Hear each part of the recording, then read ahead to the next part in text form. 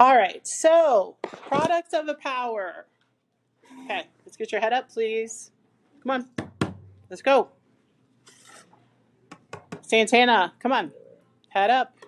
Come on. All right, so when you multiply powers, you are going to. What? I'll just try to hold down, and then if it continues, we'll talk, okay? Multiply two powers that have the same base. They have to have the same base. So mark that they have the same base. You keep the base. You don't change it. You don't add to it. You don't do anything else. And you add the exponents. You add the exponents. Okay? So they give you the example. A to the m times a to the p. You keep the base that is being multiplied. You add the exponents. B to the second times b to the fourth. You're multiplying those two powers. You keep the base and you add the exponents to be b to the sixth. So let's take a look at example 1. We have 3n to the fourth. That is a monomial times 4n to the seventh. So you multiply 3 times 4, which is 12, and then you have n to the fourth times n to the seventh. They are being multiplied. You keep that same base and you add the exponents. You do not multiply them because the bases are being multiplied.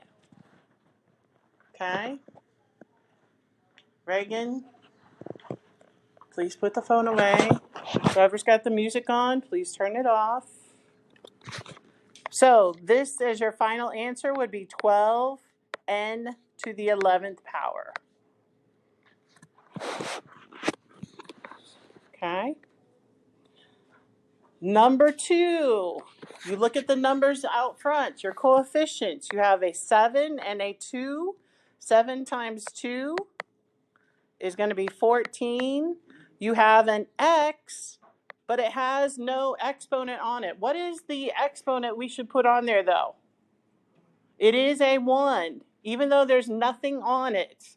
Put a 1 on it. Okay? Then you have x to the first times x to the fourth. You add those two together, 1 plus 4. That's going to give you x to the fifth. And finally, you have y to the second and y to the third. That's y to the 2 plus 3 is going to be y to the fifth. So where did I get the 1 from? There was no exponent written on the x itself. But if you have an x, that is x to the first power. Okay? So what are students going to miss here? When you're multiplying powers, you don't multiply the exponents. You just add them. All right? Now, we can even do that when we have negative exponents. So number 3, we have 6 times negative 3. That's a negative 18. I have x to the negative 2 and x to the negative 6. You keep the x and you add the exponents together. So that is negative 2 plus 6. And the last one, y to the fifth times y to the third. You keep the y. You can just sit back there for now. I think you're over here, but y to the 5 plus 3. Putting it all together, that's negative 18. Negative 2 plus 6 is to the fourth. And y to the 8th. That is your final answer. You probably need a new packet, right? Yeah, I'm assembling them over here.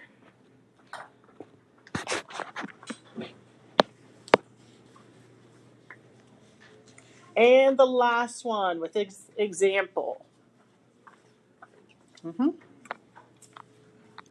Number 4.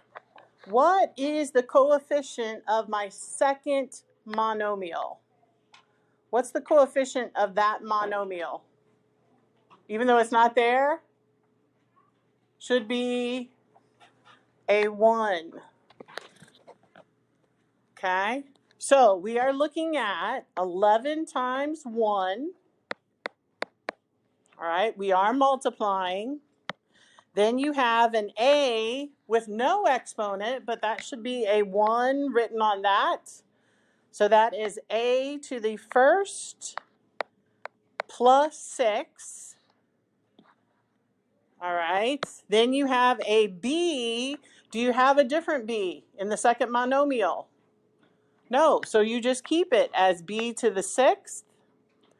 And finally, there's no c in the first monomial. There is a c here. That's c to the 9th. So putting it all together, 11 times 1 is 11. A to the 7th, B to the 6th, C to the 9th. Any questions on that? Any questions?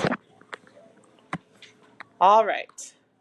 Next up, let's turn the page. We're also going to talk about scientific notation.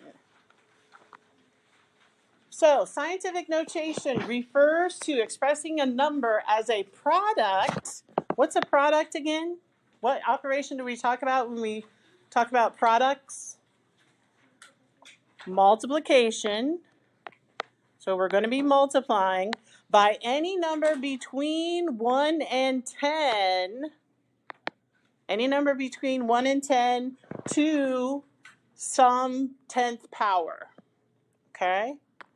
So to write a number in scientific notation, all right, we use it because we either have very small numbers, okay, with a lot of zeros right after the decimal point, or we have very large numbers. And so scientific notation makes it easier to, at least for a lot of science, to rewrite those numbers instead of having a whole bunch of zeros. Okay? So for the first example, we have decimal point 0.0000643. The 6 and the 4 and the 3, you always want to look at your numbers that are the non-zeros that are clustered together. You want the first factor to be a number between 1 and 10.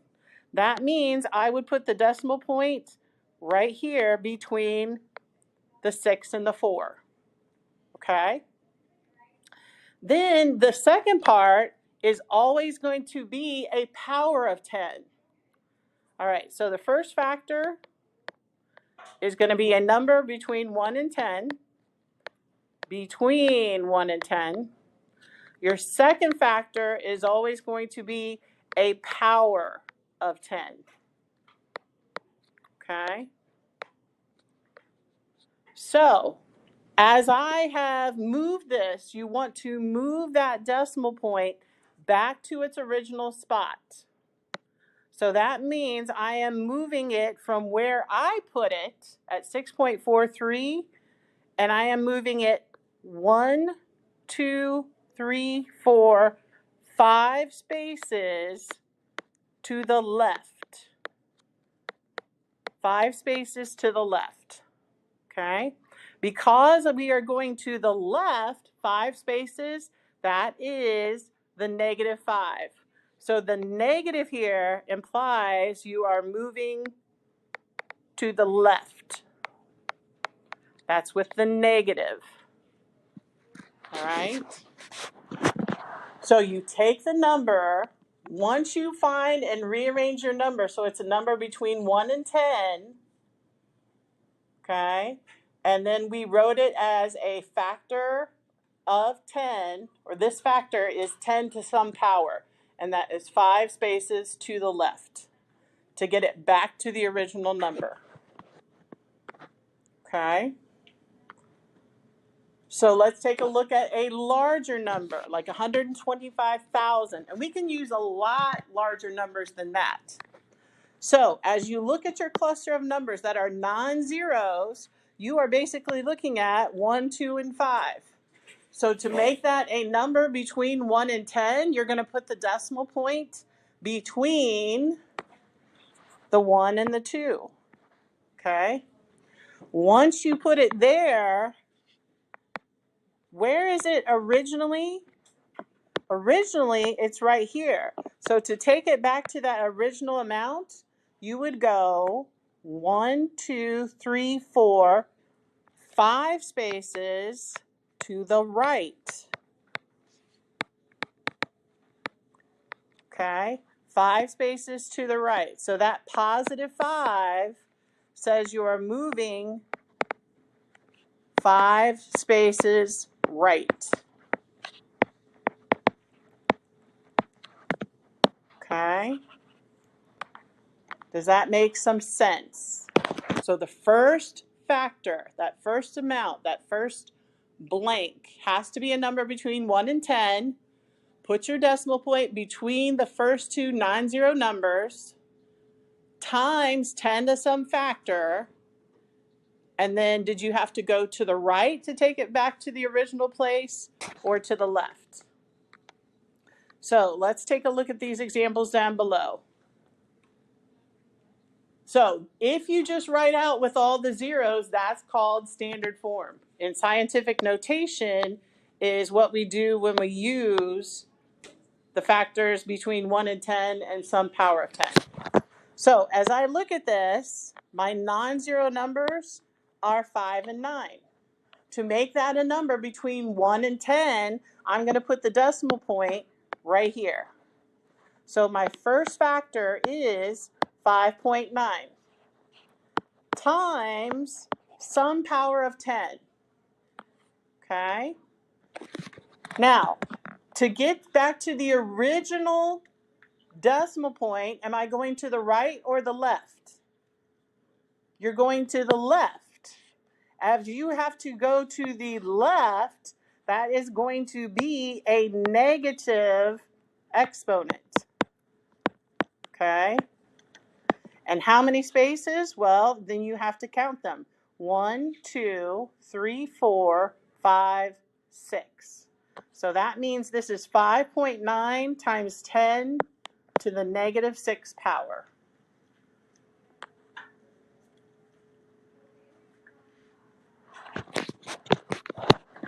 Questions on that? All right, let's take a look at the next one. This is a very large number.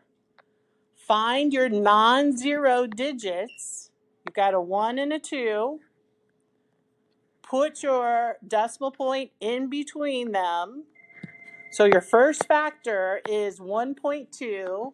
Your second factor is going to be a power of 10. And see if you're going to be going to the right or to the left. Yes, Miss Phoebe.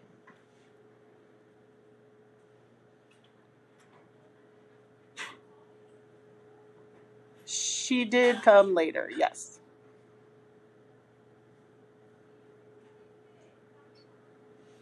Okay, all right, thank you.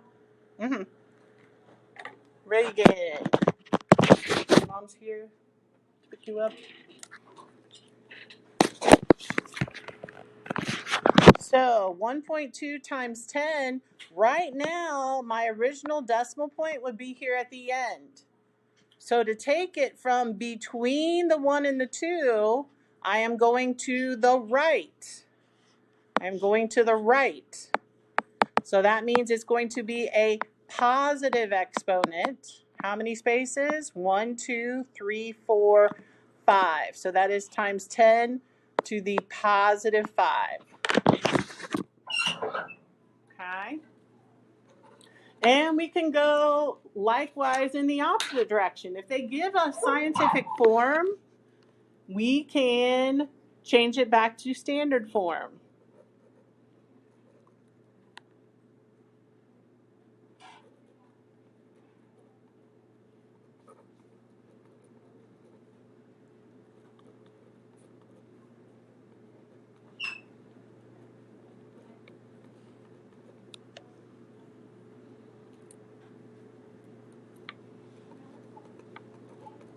All right, so Reagan, when you're ready, it's right here on my desk, okay?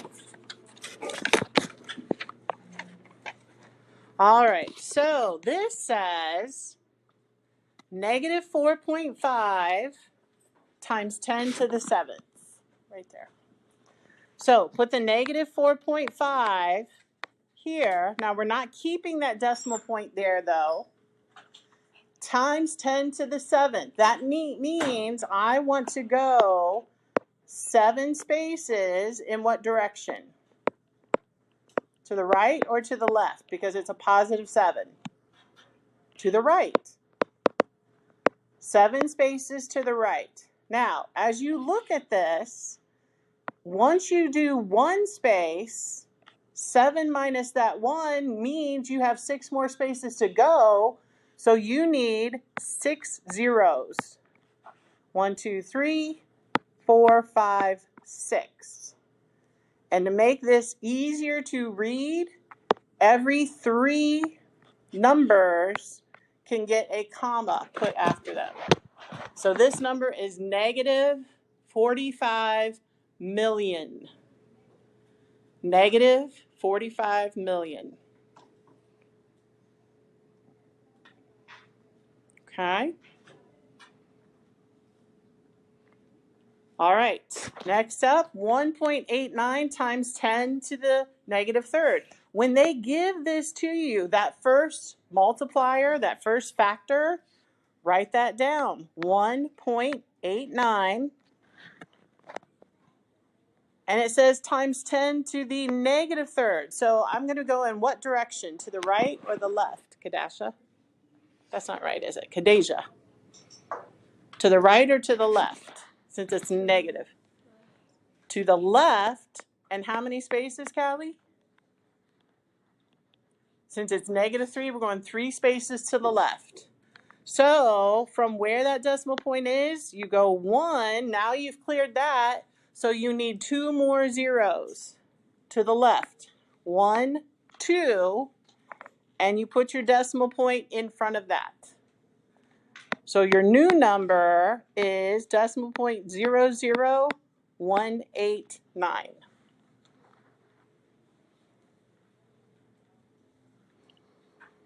Okay. And then we're going back to scientific form. Let me see, look ahead here. Okay. So again, writing in scientific form, look at your cluster of numbers. Don't count the zeros. How would I rewrite that first factor as a number between 1 and 10? How would I write that? Aiden, what do you think?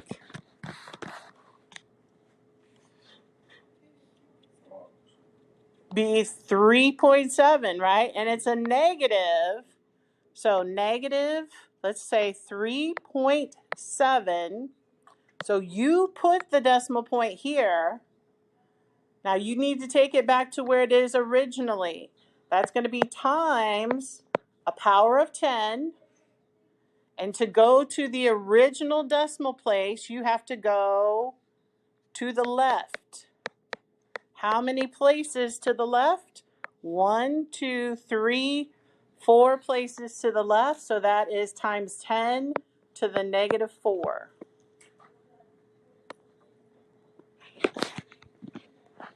Come on, stay with me. Okay, you're done. That's good. And the last one, 6,600,000. Again, look at your non-zero numbers. Put it in between the first 2. That is 6.6 times some power of 10. You put the decimal point there. We know the decimal point always falls at the end of a whole number. So you are going to the right 1, 2, 3, 4, 5, 6 places. So that is 6.6 times 10 to the 6th power.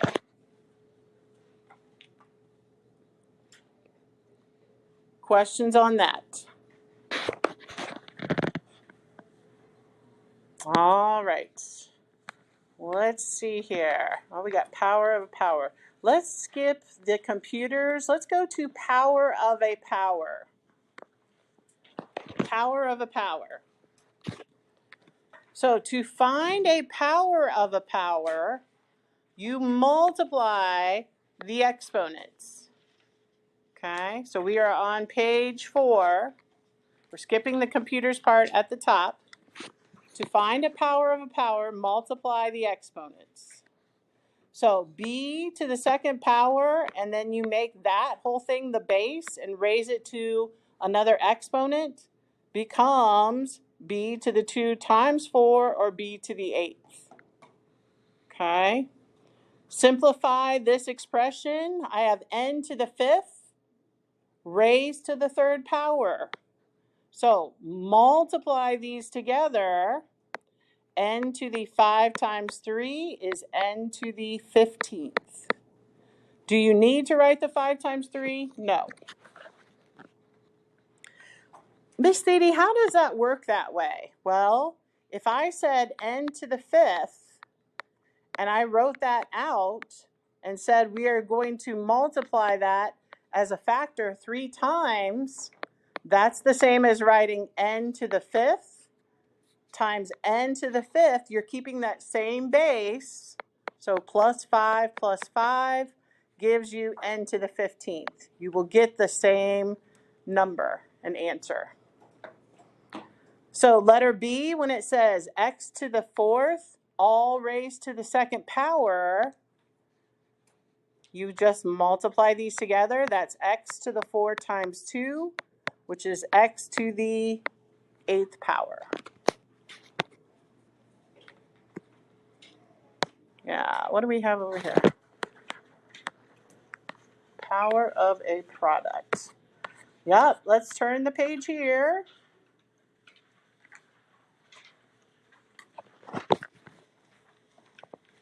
So to find the power of a product, not just a monomial, but of several terms multiplied together, you find the power of each factor individually. Okay? So for example 4, this whole thing is a monomial. Okay? This power of 5 goes with each of those factors in between. So this is, first of all, 3 to the 1st power. There's no 1 written on it, but that is the power of 1. Let me just finish this problem. So this would be 3 to the 1 times 5. Then you have x to the 5 times 5. And finally, you would have y to the 2nd times 5. So this 5 is almost being distributed with every exponent inside that parentheses. So putting it all together, I would get 3 to the 5th, x to the 25th power, and y to the 10th. And this 3 to the 5th, can we figure out what 3 to the 5th power is? It's 3 multiplied by itself 5 times. So that would be 81 times 3 is going to be, final answer, 243, x to the 25th, y to the 10th. Okay? All right. So that is a lot of information thrown at you quickly.